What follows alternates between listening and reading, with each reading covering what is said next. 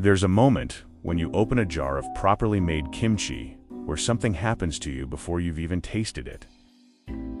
The color alone does something. That deep, volcanic red. Then the smell hits. Garlic, ginger, fermentation, a complexity that has no single name. And before the first bite, your body already knows. This is something alive. Kimchi is one of the most complex flavors humans have ever created. Spicy and sour and savory all at once, shaped by thousands of years of Korean tradition. And it becomes something different every single day because it never stops fermenting. It never stops becoming. Today we're going to make it together from scratch. And once you understand what's actually happening in that jar, you will never reach for a supermarket version again. Welcome to Good Gut Feeling. I'm so glad you're here. This is a space where we explore the magic of fermentation and what it means to truly nourish and listen to your body. I've been wanting to make this episode for a long time because kimchi is not just a recipe. It's a relationship with an ingredient, with a culture, with a living process that rewards attention and patience in equal measure. And I think by the end of today, you're going to feel that too. In this video, I'll take you through the full process from start to finish, the cultural story behind kimchi, the science of what happens in the jar, every step of the recipe, and how to know when your kimchi has become exactly what you want it to be. I'll also share some ways to use it that go a little beyond the obvious because this jar deserves more than just a side dish. Kimchi has been made in Korea for over 2,000 years, but in Korea, it is much more than a recipe. It is a cultural practice, so significant that UNESCO inscribed it on the Intangible Cultural Heritage List in 2015, recognizing not just the food itself, but the entire social tradition surrounding it. There is a word in Korean, kimjang, that describes the communal practice of making kimchi together for the winter. Families, neighbors, whole communities gathering in autumn to prepare hundreds of jars. Sharing the labor, sharing the recipes, passing knowledge from generation to generation through touch and taste, not written instructions. What I find most beautiful about this tradition is that the recipe is never fixed. Every family's kimchi is different. Every region has its own character. Every season brings its own version. There are estimated to be over 200 recognized varieties of kimchi in Korea, from watery summer kimchi to the deeply fermented, funky winter varieties that have been aging underground for months. The recipe we're making today is a classic baechu-kimchi, whole napa cabbage kimchi. The most familiar, the most versatile, and a genuinely wonderful place to begin. The science behind kimchi is the same ancient process that makes all great fermented vegetables possible. Lacto-fermentation. When we salt the cabbage, osmosis draws the moisture out of the cells, creating a natural brine. In that brine, beneficial bacteria, particularly the lactobacillus family, that are already living on the surface of the cabbage and in the gochugaru, find exactly the conditions they need. The salt is too concentrated for harmful bacteria, but our good bacteria thrive. As they feed on the natural sugars in the cabbage, they produce lactic acid. Lactic acid lowers the pH, gives kimchi its tang, and preserves everything naturally, without heat, without vinegar, without anything artificial. And the longer the kimchi ferments, the more complex it becomes. New flavor compounds form. Vitamins become more bioavailable. The living community inside the jar evolves. A jar of kimchi at 2 days and a jar at 2 months are genuinely different foods, made from the same ingredients. That's not preservation. That's transformation. Now, what do we need? I'll take you through each ingredient because every choice here has a reason behind it. For the cabbage, napa cabbage specifically, if you could find it, its layered, tender structure absorbs the paste beautifully and ferments evenly from the inside out. I always choose organic here. Brassicas can carry higher pesticide residues in conventional farming, and we are cultivating a living culture inside this jar. Everything that touches the cabbage becomes part of what we're growing. Organic makes a genuine difference.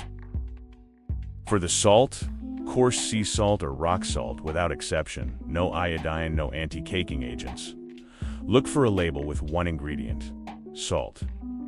Iodine is antibacterial, and we are in the business of cultivating bacteria.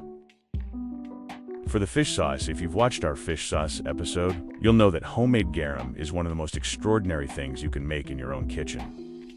Used here in kimchi, it adds a layer of depth that shop-bought fish sauce simply cannot match. If you haven't made it yet, that episode is a wonderful companion to this one. And of course, any good quality fish sauce works beautifully. When you do choose shop-bought, look for a label that says fish and salt, nothing more. No glucose syrup, no MSG, no sodium benzoate. For a plant-based version, soy sauce or miso paste dissolved in a little water is a genuine and delicious alternative. The gochugaru, Korean chili flake, is the soul of the paste, and it cannot be substituted.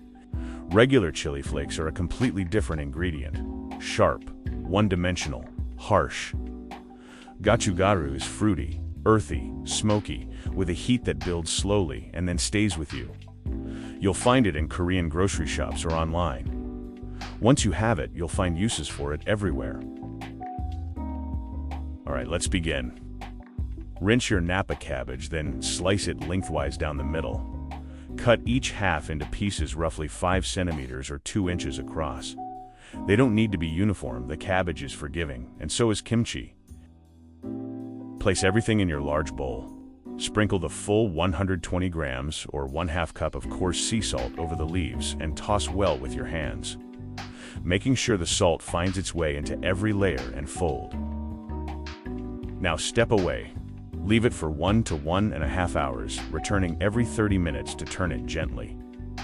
The salt is doing something remarkable. Through osmosis, it's pulling the water from inside the cabbage cells out into the bowl. You'll watch the volume reduce and a pool of brine form. The cabbage is becoming something different already.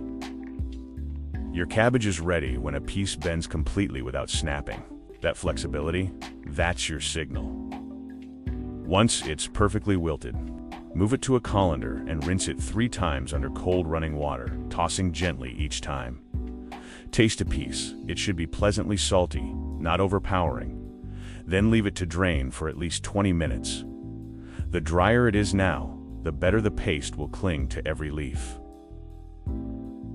While the cabbage drains, the paste comes together. And this, honestly, is one of the great aromatic moments in all of fermentation. In a bowl, combine your minced garlic and grated ginger. Add the gochugaru 60 grams or 1/2 cup for a gentle, fruity heat, or 120 grams or 1 cup if you want that deep, building fire. Pour in your fish sauce. Add the sugar. If you're using spring onions, julienne carrot, 100 grams or 3.5 ounces, or daikon, around 150 grams or 5 ounces, fold them in now. Mix until it becomes a thick, fragrant, deeply colored paste. Then take a moment. Inhale it. Garlic and ginger and fermented umami and the fruity warmth of the gochugaru all wound together into something that smells like nothing else in your kitchen. That smell is ancient. It has been in Korean kitchens for thousands of years. Gloves on, please. Gochugaru will stain your hands for days, and garlic even longer. This is not optional. Consider it part of the ritual.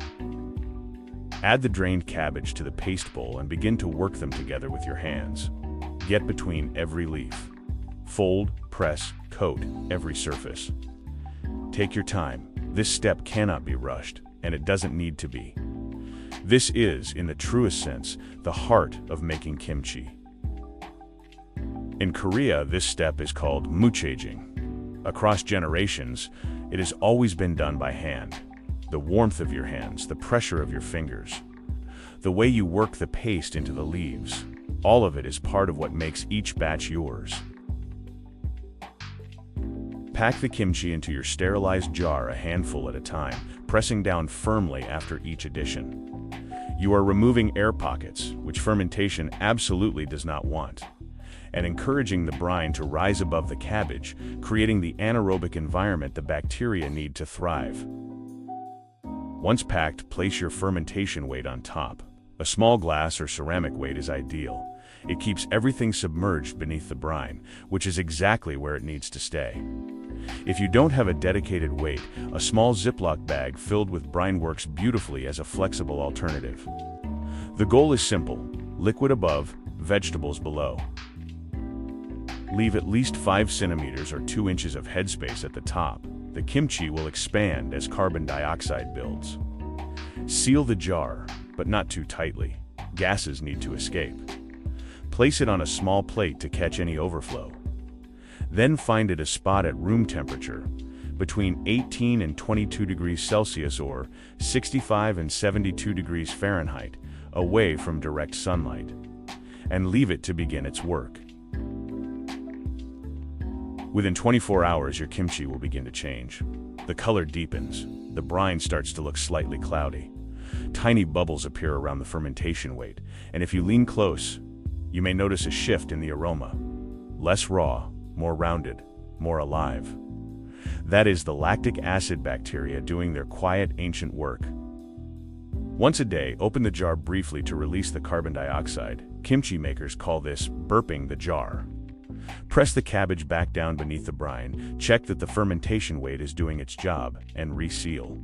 It takes 20 seconds and keeps the whole system in balance. From day 2 onwards, taste your kimchi daily with a clean utensil. A young kimchi, 2 to 3 days old, is bright, crisp, still quite garlicky and raw in character. By day 5, the lactic acid has built into something more complex. At 2 weeks or beyond, you have a deeply soured, funky, extraordinarily layered kimchi, the kind that becomes the soul of a stew. There is no right answer. When it tastes like what you want it to taste like, it's ready. Move it to the fridge. The cold slows fermentation to a gentle murmur, and your kimchi will continue to develop, slowly and beautifully, for months. A few things worth knowing, so nothing catches you off guard. A flat white film is almost always cam yeast, harmless and very common. Skim it off, press the cabbage back down, and make sure the fermentation weight is keeping everything submerged. What you want to avoid is anything fuzzy or colored, green, blue, black. That would be mold, and the batch would need to go. But in a clean, well-packed jar, this is rare. If the finished kimchi tastes too salty, the cabbage likely needed another rinse after the salting step. Going forward, taste a piece of the drained cabbage before mixing the paste. If it's pleasant, you're ready. Softness usually means the cabbage sat in the salt a little too long. Next time, aim for that bend without breaking texture before you rinse. Slightly underdone is always better than overdone here. 10 minutes in boiling water or a hot dishwasher cycle.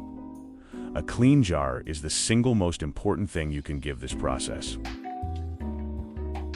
How to use your kimchi. The simplest way, alongside a bowl of steamed rice, as banchan. A spoonful of kimchi with rice is one of the most complete combinations in food. It needs nothing else. Chop your fermented kimchi and stir-fry it with rice, a little sesame oil, and a fried egg on top. Kimchi bokkeumbap. One of the fastest, most satisfying meals you can make. When your kimchi is older and more soured, 3 weeks or beyond, it becomes the foundation of kimchi jjigae, a rich and deeply warming stew with tofu or pork. The sourness is not a flaw at that stage, it is the whole point. Fold it into savory pancake batter. Add it to ramen. Tuck it into a grilled cheese. Anywhere you want heat, depth, fermented complexity, your kimchi belongs there. What you've just made is remarkable. Not just because kimchi is delicious, though it is, but because you've participated in a tradition that has nourished people for 2,000 years. You've created the conditions for something alive to grow, You've made something that will continue becoming every single day it sits in your fridge. I find that deeply moving, honestly. The idea that the same bacteria that have been fermenting kimchi in Korean kitchens for centuries are now working in your jar, in your home. There's a continuity in that. A kind of belonging. Whatever level you went in at. First ferment ever, or one of many. I hope this episode gave you something useful, and I hope your kimchi surprises you. Tell me how it goes. Drop a comment below. How spicy did you go? What did you put it in first? And what did it taste like on the day you decided it was ready? Those stories make this community what it is. If this resonated with you, I'd be so grateful if you liked this video and subscribe to my channel. Every click helps this little community grow, and the more we grow, the more we can explore together. Thank you so much for being here. Until next time, take good care of yourself, inside and out.